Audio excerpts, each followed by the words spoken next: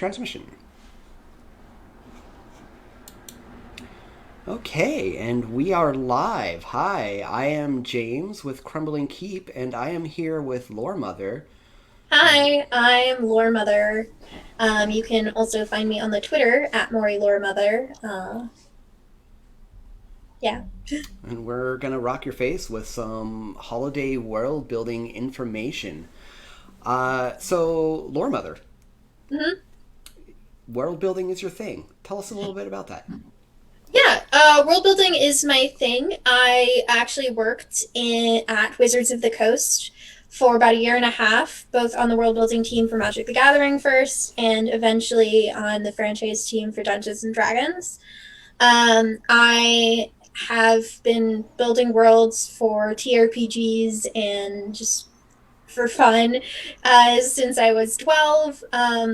And um, it's one of those areas that I just love. I have a deep appreciation for a really well built world, and I love the experience of being able to create in a new world as well. I can totally feel you on that. Uh, when I think back to the very first Dungeons and Dragons game I ever played, uh, it was basically the type of thing where I went to a friend's house and their cousins were in from out of town. They were like, "Oh, we're gonna play Dungeons and Dragons. You can fill in and play this character." And it's like, I have no idea what's happening. Sure, let's do this. Mhm. But I remember afterwards, like the biggest thought I had was like, "Oh, I can't wait to DM just to be able to." At the time, I didn't realize the scope of it. We were just crawling through a dungeon, and I thought like that was the extent of my world building ambitions then. But yeah, just the thought of creating whole worlds, and I think that's one of the reasons I have a problem sticking to like pre-made adventures and things like that. Is because like, oh, I want to add things onto this. Oh, I want to like figure out how these people celebrate this and why is this thing here, and I think you can probably agree that when you like get deep into the world building, there's so much behind the scenes that the players never even end up seeing. Oh You yeah, just absolutely. Even in like pre-made modules as well. Like there's just like there's so much of this book that's so good, but you just decided to go over here and deal with this thing for 3 sessions. Okay, that's cool. I'll make up a bunch of stuff about pirates. That's fine. Um but I'm also a big fan of world building on the fly as well, and D&D has taught me that, and as well as too many years in improv club and as a theater kid.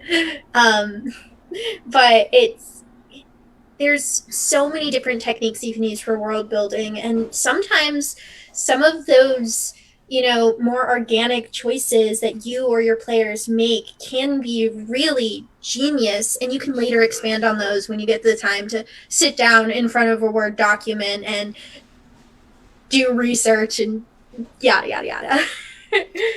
so like I like the way you phrase that. And before we get into the meat and potatoes of like holiday specific world building, you mentioned that you and your players make, and I think a lot of people think of like when it comes to RPGs and world building, they think of it as like a DM's job or a game master's job, and the players are there just to experience it.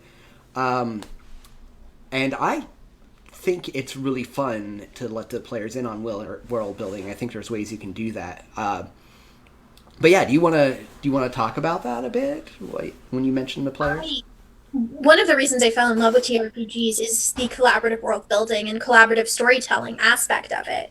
Is the fact that it's not just the DM's job, and if like it's about the DM is setting up the bare bones of the world, right? But ultimately, like that other stuff, the stuff the players come up with and in their interactions with the NPCs. Like they give me ideas. They think I came up with it all along, and everyone, I look great. They don't know anything.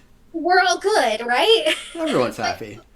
But it's seriously like my players have given me some of my best ideas. I remember one time in specifically there was it was there we were running Baldur's Gate, and there this our kobold warlock heard the flappings of the wings of an invisible imp. And so he looked up at the sky, and and I was like, all you can see is the moon. And this person was like, there's an invisible dragon behind the moon. And I'm like, there wasn't before, but there is one now. And so I have entire lore written for the invisible dragon goddess behind the moon now, and that's like a big part of my version of the Forgotten Realms that I run for my games. And that wouldn't have happened if there wasn't this like one like misinterpretation of something I said. So that stuff's always fun. I'm a big fan of taking what the players say in moments like that. I'm like, yeah, well, there wasn't, but it is now, and they never need to know otherwise. Yeah. Sean Cold Iron says that world building is a team effort, and Sean, you're absolutely right. And you are a person I would like to do some world building with at some point, Sean. I think that would be a good time. Sean's a Crumbling Keep fan who we absolutely adore. Yeah, so Crumbling Keep a while ago, we came up with this idea, and it all was like this flash of inspiration for me, and I had to like go to my partner and then my business partner and ask the same question. It's like, okay, so like, what if a player entered a tavern and the tavern owner was immediately like, oh, you again? We didn't want you back here. And then I got to ask the player why that is, and like, it just seemed like a really fun thing to do, but I almost felt like I needed permission because that's like not how the dynamic of the game normally works. But letting Right. them build that backstory in there, so that kind of birthed our idea of Tinderbox, which we started applying to like adventures and NPCs. In 2021, we plan to release our Unmarked Graves adventure, where it all starts with the players get an invitation to the game, and there are 5 questions on the invitation that they have to fill out and give to the game master that actually builds the adventure and the world around them, and like fills in some really key points to it, which Mm-hmm. I'm yeah, after running it a few times, I'm really a fan of how that went. But I really like getting the players involved in the world building. Yeah. I mean, most people think of session zeros as a place to like build characters and stuff like that and like set up like ground rules and such, and which it definitely Yeah. is all of those things. Yes, But I and also use it as a place to like establish some of those like world building stuff. Actually, this wasn't in a game that I ran, but it was in a game that I played in that our DM built the entire campaign based off of like he asked us what are things that are important for you in this game? And we had one person who said towers. And then I said, I want to make a character that has hard choices. And then there was another character who was like, I want to invent things. And like, I want to make a grand discovery that's going to change the world. And another character that was, what did he say? Um, I honestly forget what this character said. I feel bad now. Sorry to the person who knows what I'm talking about. But we had this entire game that was like this like we had to save the world, and it involved towers and things crashing, and my character died because they had to make some hard choices and I had to roll a new one. And we oh, had what a satisfying death, though, right? right, exactly. And there was like all these things that like felt so gratifying for us, the player, experiencing it over time. We should set aside time to talk about session zeros in general, but for now, this is we're talking about holidays, right? Yeah, yeah. Let's break open that. So, You holidays and have, sorry, go oh, go ahead. for it. Crumbling Keep just released a holiday adventure, correct? That is correct, and that's kind of what led me to want to talk about holidays and world building. We just recently released Tenarlian, and Tenarlian in one of the worlds that we work on sometimes, speaking of world building, on Samsaris, is the winter solstice. And the quick background to that world is it was a world that was originally created by demons and eventually liberated by dragons, but the demons still lurk in the dark, inky background of the world. And Tenarlian, when the night is the longest, they have the most chance to go through. So this is actually our second holiday module, our second Tenarlian. Last year we released Tenarlian, the longest night. And that one followed a family of elves, and I had to decide, like, okay, well, how are the elves going to celebrate this holiday? And the way they do it is they try and be unobtrusive as possible. They don't speak, they don't make noise, they're retired to their room, they're only allowed to have a single candle. Like their idea is like anything that might attract the notice of the dark things might bring them. So it's like be quiet, don't be seen. And Silent Night. right, thank you. And in this module, the one downfall to that is the matron of the house is upstairs dying, and not silently. She unfortunately fell ill, and well, maybe she made some deals in the past that come back to haunt people that night, and that was the first one. So this year, to Narlian, the dying of the light, we went to a family of dwarven goat herders, and it nestled in the long winter vale. Goats. Goats, and yeah, yeah. Let's get back to those goats in a sec. I was like, oh, do we want to talk about goats now? We can talk about goats later. There's always time to talk about goats, We but can let do me a full not goat derail you stream. with goats. A full goat stream is incoming. But yes, they're a family of goat herders in this like little winter vale, and I wanted them to celebrate differently, right? Because if you look at like if we look at the world that we all live in and pretend we have some kind of consensual reality to it, a lot of cultures have holidays around this time of year, and they are similar and differing in all kinds of ways. But it's just the winter solstice is almost here, and that the light begins to return, and for most of human existence that meant, oh good, maybe we get to live another year, because agriculture and whatnot depended on having that light and that warmth and that sun. But yeah, despite that, like they're celebrated differently depending on where you're at geographically, or even what your heritage is, you know. Even if we just look at something as simple as like, well, I say simple, but Christmas in America is not a simple thing. It's like such a cultural mishmash of so many things. But different people I, celebrate different ways. I'm, I have done a full rabbit hole of researching the different ways that people celebrate Christmas, and how, like, the specifically the icon we know as Santa Claus was developed over a like he's an amalgamation of several different cultural characters associated with the winter solstice, the Mm-hmm. feast of Saint Nicholas, um, Christmas itself.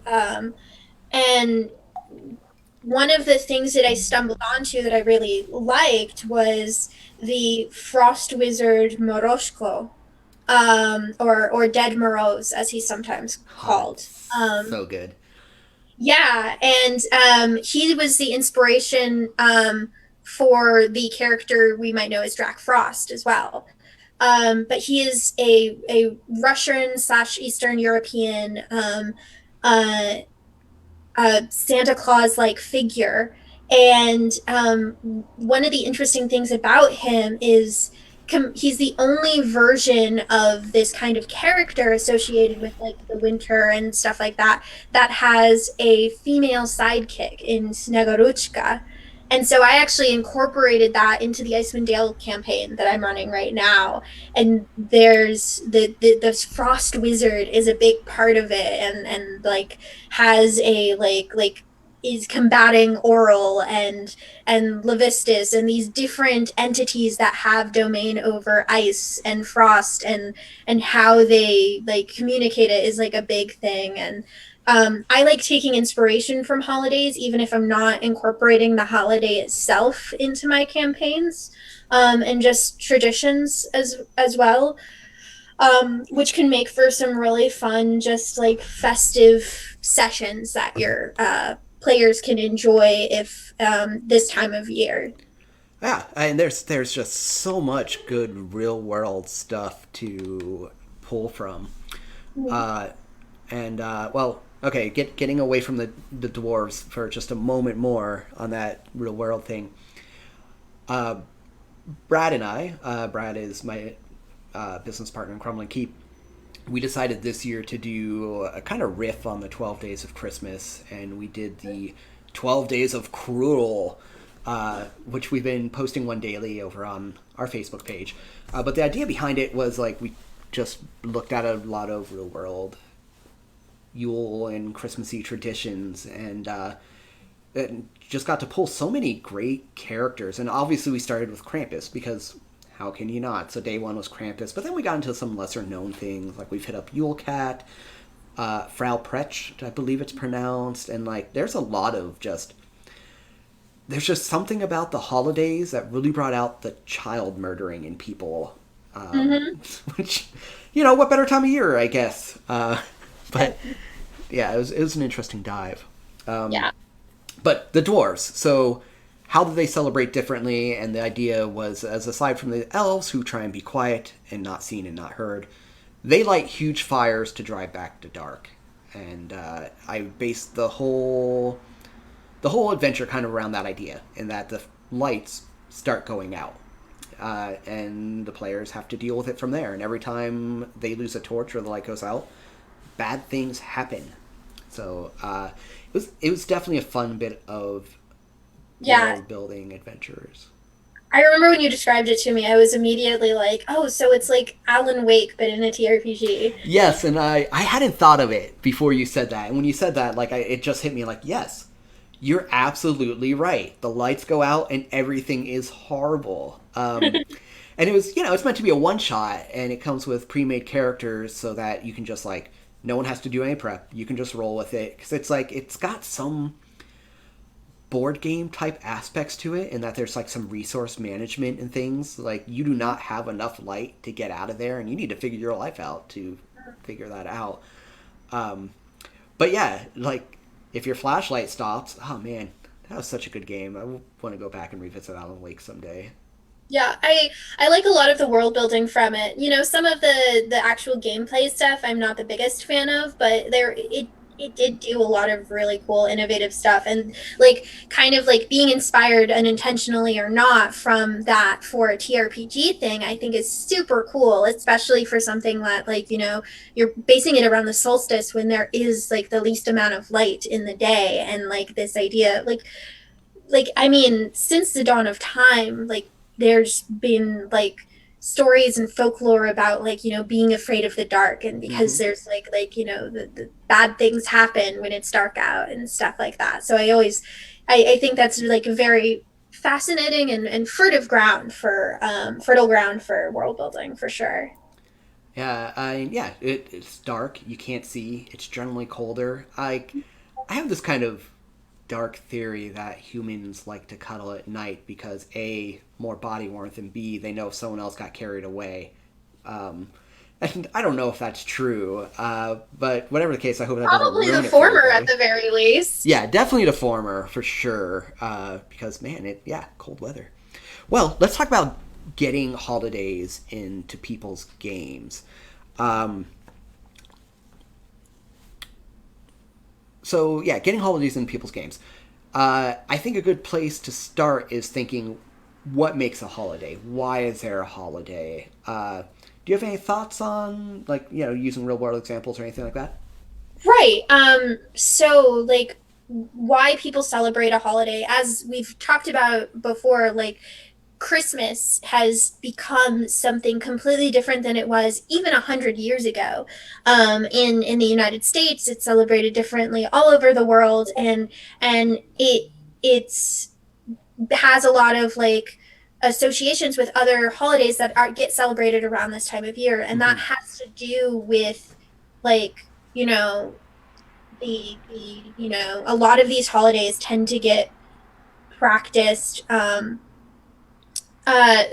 start off by being practiced as ways to acknowledge the changing of the seasons. So if you That's look, a really popular one for sure. oh yeah, absolutely. I mean, one of the like, so I'm Jewish, and like a lot of our holidays, if you look back from and this is purely from a less from a theological perspective and more from a historical perspective, can be traced back to like agricultural and the changes of the seasons in Mm-hmm. that part of the world around that time of year. And so from a world building perspective, you want to think of like there may be different traditions based on like the different like religious and cultural practices of the people who celebrate it, but the roots of like kind of the changings of the seasons and stuff like that are probably going to be something like that is probably going to exist in every culture that you see, and how it's celebrated might be different. um Yeah. so like you have a holiday that has a singular name but is celebrated differently, and because of those things. And a lot of times like maybe like this these could have had different names back in the day, but as you know, cultures merge, like one adopts the other and there is a unified name later on, as with what happened with Christmas. um so it thinking about like why what are the like, you know, seasonal roots of the holiday, what are the cultural roots of the holiday, how a particular part of the world, especially the world that your adventure takes place in, celebrates it. um In and your cultures, they are probably not homogenous, so that you can yeah, toy with that too. yeah, absolutely. And then there's also like newer holidays, like things that are supposed to be more like celebratory, that are celebrating anniversaries of things like that as well. Those are another popular type of holiday. So you find things where like maybe a particular city has like a Founder's Day, or a celebration that marks the time that they beat their greatest enemy or something like that. And one district of the city may celebrate it differently, and another district doesn't celebrate it. And so like you can think about regional holidays that are something that's like the anniversary of a very important, you know, military victory, or things like that. And I'd like to like butt in there for just a moment. Yeah. You know, you mentioned we've been kind of dancing around how different cultures may celebrate them differently, and you mentioned regional. And I think another thing to think of is maybe regionally, it's not even just how they celebrate differently; it's what holidays are banned. Mm, Uh, yeah.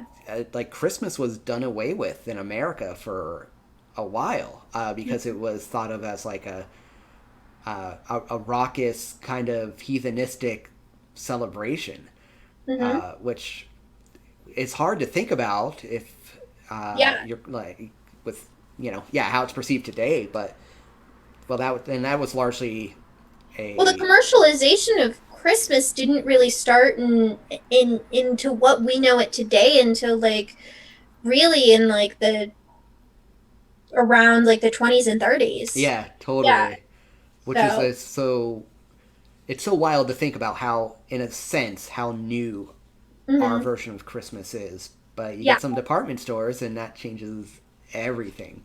Yeah, exactly. I mean, like the idea that the image we have of Santa Claus is largely popularized from Coca-Cola campaigns from the 1950s.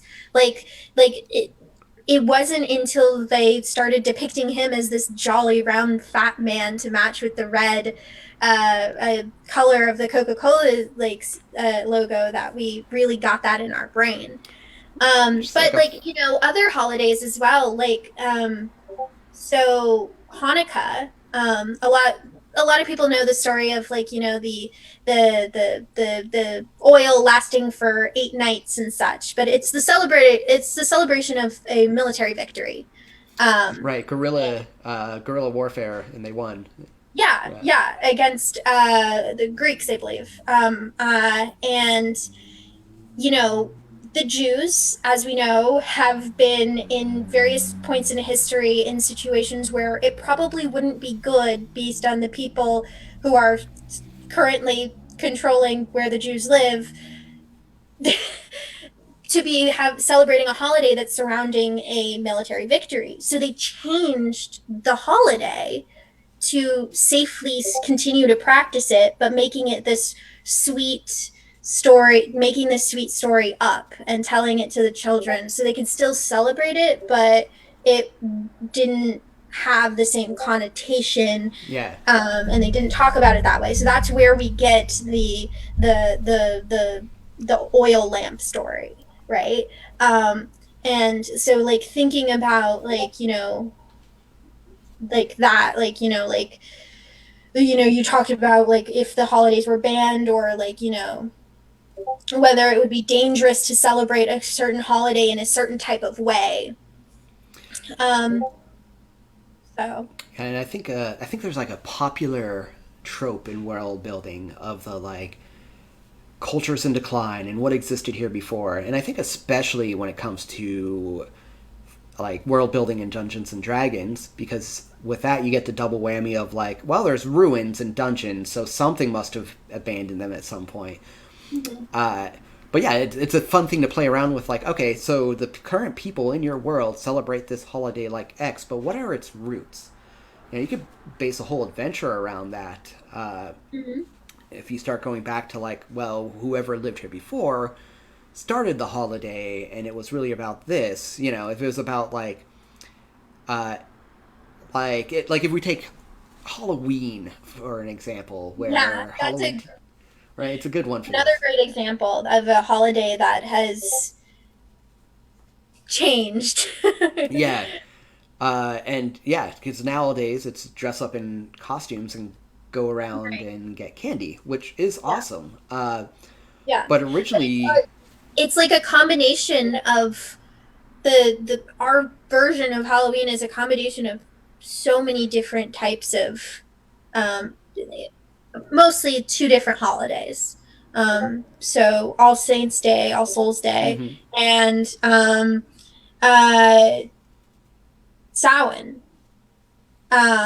And so like as we know, like one of the things that happens a lot is like being able when another culture kind of like takes over a like they're like, okay, you can still kind of celebrate it, but you have to call it something else, right? right, So like see a lot of these things getting merged in, where like some of these traditions will take in, like using the Christmas example with the Christmas trees, like that was a Yule celebration that got tied into Christmas. And you know, Halloween, it got commercialized after being combined with other holidays, and um, I think my favorite like version of like the holiday, the like October 31st, early November holiday that we see, is what we see down in Mexico with Dia de las Muertes. Um, because that is what you see there, is it's the effect of um, uh, the Catholicism, which is prevalent in Mexico because of the colonization there, and but the Catholicism that's practiced in Mexico is very like has a lot of like explicitly Mexican traditions like tied into it that like create this entirely different cultural tradition that celebrates these different holidays. And so I grew up with a lot of that because my I grew up in San Francisco, and there was a lot of Mexican and Latin American heritage. My aunt married into a Latinx family. So I love Dia de las Muertes. And it's just fascinating to like see those different things interact, especially like different religions and cultures. Um, and the unfortunate thing is a lot of these things happen because of things like colonialization and war and such. And so acknowledging that in a campaign and in a game is another really interesting way to uh like tell a story, right? Like yes, we have this really fun holiday now, but what like how did it come to be this way, right? And like learning kind of maybe the darker roots of that of the culture that some of these traditions came from and stuff, and how that like you know, that could be something really cool too. Right. the combining of cultures and Mm-hmm. religions. Mm-hmm. Uh, it's a thing. I've been listening to a book about Viking history lately. It's called Of Ash and Elm, and I would suggest Tame one. It's great. But it's been I'm at a chapter now where it's talking about like early Norse Christianity, and that was a wild thing because it was you can see the elements of the old Norse religion in there, where like, oh yeah, Jesus he lives in a hall, and we get to go to that hall when we die, and it just kind of like morphs the two together in Mhm. really interesting ways. Right, and a lot of that, huh? Go ahead. I was gonna say Sean says culture, climate, geography, religion, social and political ideals can all yield holidays. Events too. For example, the marathon is a celebration of Fidepides. I apologize to anyone if I slaughter that. Delivery of the news that Greece had won. Mhm. Which is, and that's an interesting case because holidays, we think of holidays largely as tied to a date. Or a specific time of year. Right. Where every time a marathon happens, it's in a way in honor of that moment where someone ran a really long way. Yeah. And also to go back a while when you were mentioning holidays and like to celebrate the turn of seasons and everything. Hmm. The first known holiday was from Babylon, and it was basically New Year's. New Year's was the first holiday, and even today we know that different cultures celebrate New Year's at different times, like different. Hmm. There's different landmarks, but they picked and I like this for some reason because it's not a steady day.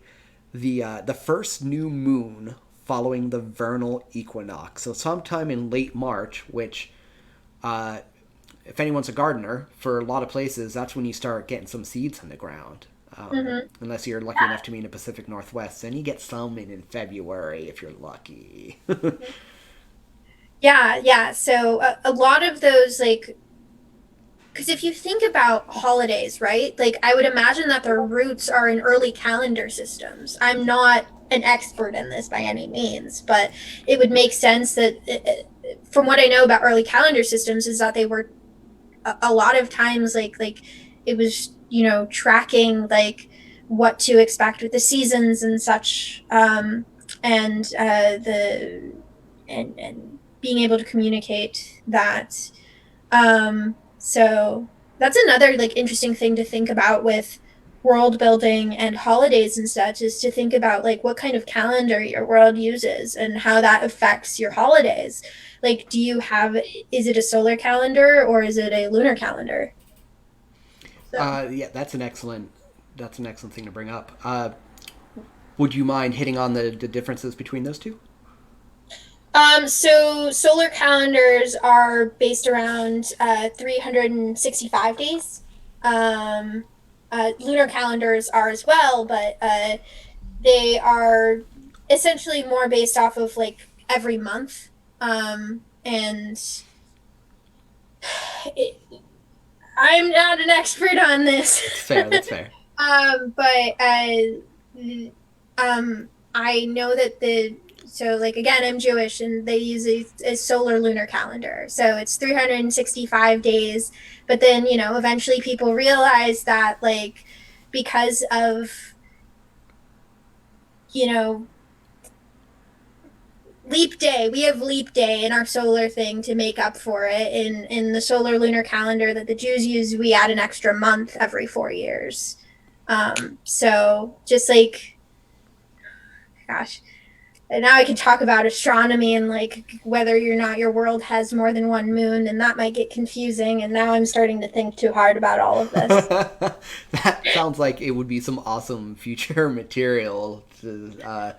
Let's talk about world building from the aspect of the heavens around the world. Uh, Right. I could get into Um, that. but there's all different kinds of things that can bring to light holidays, like celebrations of feast days to celebrate, like maybe not saints but gods or things like that. Those are a big one. Events. They can be everything from, like we talked about, military victories, but also if you have a culture that like let's say like maybe there was like this comet that fell like years ago, and there's like the coming of the celebration of the coming of the comet that happens every year, and things like that, and So, I think it's you mentioned feast days, and I think that food is also like such an important aspect of so many holidays, and it's not just because we like to eat as humans. There's a lot tied into that, and a lot of it is what can we eat and when. And what I mean by that is if we go with a lot of our examples, we've talked about a lot of like spring holidays or like New Year's holidays, which mhm, mean the light's coming back, you're gonna be able to plant soon and grow food.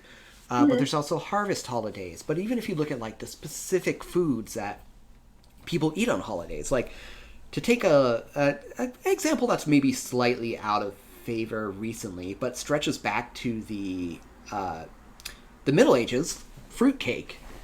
yeah, Fruitcake has a bunch of dried fruit and dried nuts in it. Well, one, it's really hard to get fresh fruit in the middle of winter if you yeah, don't have a global supply network like we have. But and number two, stuff was really expensive in the Middle Ages. Same thing with the predecessor to eggnog, and so it was really a splurge type situation. for a celebration. Exactly, Yeah. exactly. Or if we look at like the feasts that happen a lot around this time of year, there's some. Uh, if we go back to like Norse area, you have some cattle and whatnot. It takes food, and it's grim, but it takes food to feed them through the winter. Mhm.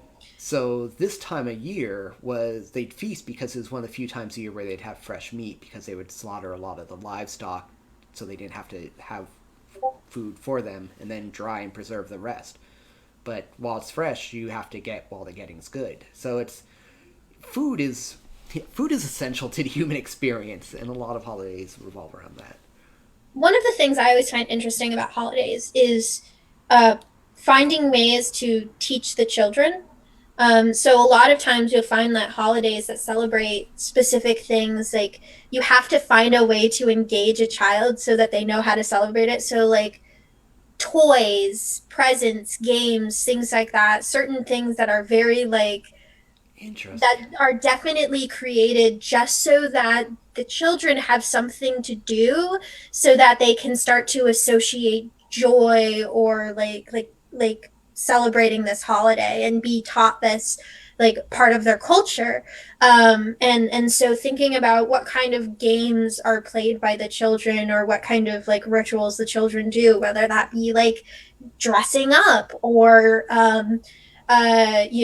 like the or like like giving gifts or playing some sort of game or something like that, or maybe there's a competition or something like that. That I have never thought of, and you are absolutely correct. That's fascinating to me. Okay, so before we finish, let's get into some like real actionable stuff. You're running an RPG game, and you want to have a holiday-based session. Mhm. So world building's all fine and good. How do we make that gameable? Right. So we talked about like um I think dungeon crawls are great, and I think a dungeon crawl for this kind of session would be fantastic. You could find maybe an old ruins that have like uh, were built to have like basically like this culture would journey there to celebrate a specific holiday or some such. Um, So the kind of like adventuring to find not relics of the past, but like that mm, world building information that you crafted behind the scenes you find through the adventure, be it like deep in a dungeon while you're dungeon crawling or whatnot. Or mhm, okay, exactly. Um, I don't know why, but like the idea of like sundials is like really cool to me that I think could be useful for this and being um that's just an image that I associate with time and so holidays, I don't know. yeah, I'm into that. I'm into that. And I think, there's always the quick and kind of campy route. Mhm. To go back to that whole 12 Days of Cruel, you can hop on there and find encounters with various Oh yeah, like incorporating like what we think of as our real world holidays into a campaign. I mean, that's what I did. I made it very like they weren't sure at first, and then they were like, wait, he gives present. Is it Santa Claus? And I was like, Only yes, kind of. only kind of, but yes. And just like to give that feel to like your game without like going too far into camp, unless you want to do that. If you want to have a one shot like that's like features the Grinch, you go ahead. Right. I have a friend who mentioned they are going into a uh, gingerbread dungeon soon. So Matthew Marvelous, if you see this, I hope that's going well. And yeah, so like just mirroring our real world stuff is can be a really fun and easy way to do it. If you do some googling, you probably find stats for a lot of things out there that somebody homebrewed, and obviously you can always check out Crumbling Keep because we have some of that. And yeah, as far as like going past the just taking from real world things, which is fine and fun, I think everyone should totally do that. I think once you get that world building done around your holiday, uh, it can be anything from the focus to the backdrop. You know, like having an adventure that takes place during a harvest festival, be it like, uh oh, a bunch of goblins came and stole the harvest. Can be one Yeah. thing, and a good fun way to like all around that add in the trappings of said holiday. A good example of this actually is something in the game that and this was when I was playing it, and so I can't take credit for this as a GM, but I thought it was really well done. So in this world, every 3 months, the images of the three gods would appear in the sky, and in this particular town that we visited, when that happens, this rock in the center of the city would glow and emit light, and they basically had a rave every time that happened and partied. I want to And live so we there. arrived one time when that happened. Um, so it was party rock. I am super into party rock. Um, Yeah, and so like sometimes like just like having it be the backdrop while like there's other things that we're doing there. Like we learned a little bit about the world in the session, but that wasn't like the main driving story and of the campaign. It was just this cool thing that was happening. yeah, it That makes a great backdrop. Yeah. So like even using it as just kind of to add atmosphere and to make the world feel a little bit more alive can be really cool. Um I'd just like to add to that. It also makes time feel like it passed, and I think that's the thing missing in a lot of games is that you move to from one adventure to the next. You never get that feeling of like, what time of year is it? And holidays are really, and I think that's extremely true in our world too. Is holidays are a big marker of that. They really kind of get you in a mindset of like, it's summer. It is that part of summer, or it is that deep of winter, or whatnot. yeah. Like when even because we have so many holidays around like autumn and like the beginning of winter, they call this time of year the holidays. Right, Like right. Just a blanket term of you're in the the holidays. yeah, and but like it definitely absolutely is great for that. And yeah, and to go past the backdrop area, if you want to make it like the focus of the adventure, I think the easiest way to do that is like if you look at most of our holidays, like now that most people celebrate, it's a celebration, uh, as opposed to if we go back to like pre-Halloween, where you're putting on masks to scare away ghosts. Like some holidays were straight up to ward things off.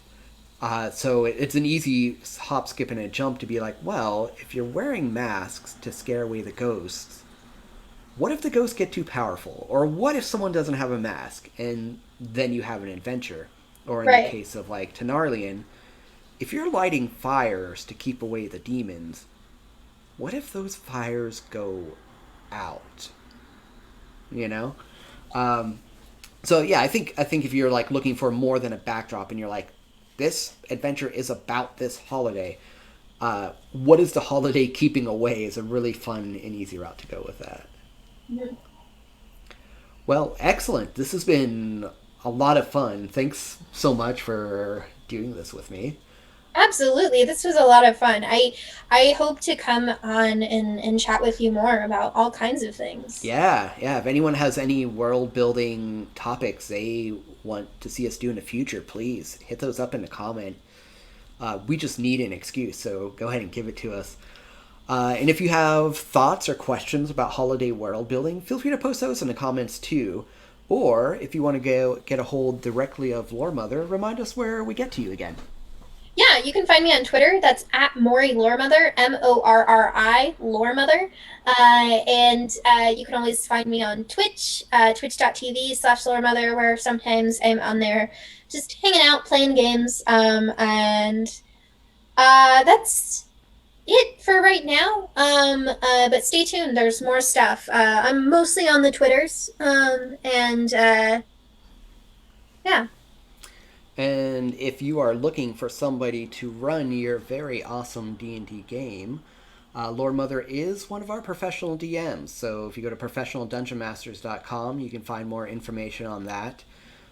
They are great for if you want to do a deep dive campaign that it goes deep and full of lore. Lore Mother is great at that. The last game that you ran for me, the one thing that really stuck out about it for me is how much the world came alive. Something as simple as leaving town to go out into the desert. Just such great images that Mhm. you put into my head. So, yeah, if you're interested in that, professionaldungeonmasters.com. Anything you have in closing, friend? Um, this was just so much fun, and I'm excited to do some more stuff with Crumbling Keep. Thank you all for sitting out and hanging out with us. Yeah, thank you so much. And again, you have any questions, put them in the comments. If you're interested in checking out those Tenarlian modules, at the time of this video, we do have a bundle with both of them together for a pretty good deal. And you can find those. The link is in the description, tenarlian.com. Have some happy holidays, everybody, or terrifying